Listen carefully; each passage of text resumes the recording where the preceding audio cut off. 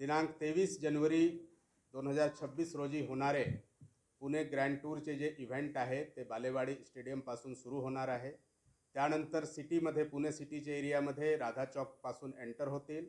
त्यानंतर राधा चौकनंतर युनिव्हर्सिटी चौकनंतर राजीव गांधी सेतू, राजीव गांधी सेतूवरून परत युनिव्हर्सिटी चौक आणि अशा प्रकारचे सिटीचे डिफरंट भागमध्ये ते दिवशी जे आहे से सायकलिस्टचे रॅली जाणार आहे।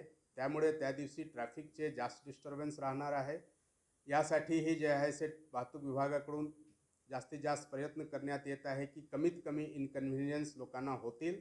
तरीही लोकांना आवाहन करण्यात येतात की त्या दिवशीचे जे सायकल रूट आहे त्या रूटवर कमीत कमी वाहन जे आहे से आणायचे आहे, ज्यांच्यामुळे की त्यांना कमीत कमी इनकन्व्हिनियन्स होईल।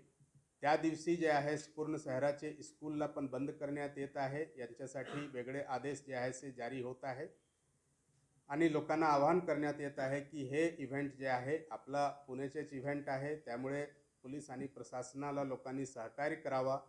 आणि हे चूंकि 12 वाजेपासून ट्रॅफिक बंद होणार आहे, त्यामुळे त्यांनी अत्यावश्यक जे काही त्यांना लागणारी वस्तू आहे त्यांचे 12 वाजेचे पूर्वीच जे आहे से खरेदी वगैरे करून घ्यावा आणि त्यांचे जे आहे से आवश्यक काम जे आहे 12 ते पूर्वी आटोपून घ्यावा।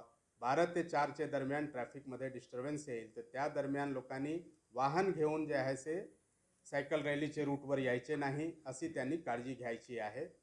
परत मी पुणे सिटी पोलीसच्या वतीने आवाहन करतो की हे पुणे शहरचेच इव्हेंट आहे, पुणेकरचे इव्हेंट आहे, त्यामुळे यांच्यामध्ये त्यांनी पोलीस आणि प्रशासन यांना सहकार्य करावं। थँक्यू।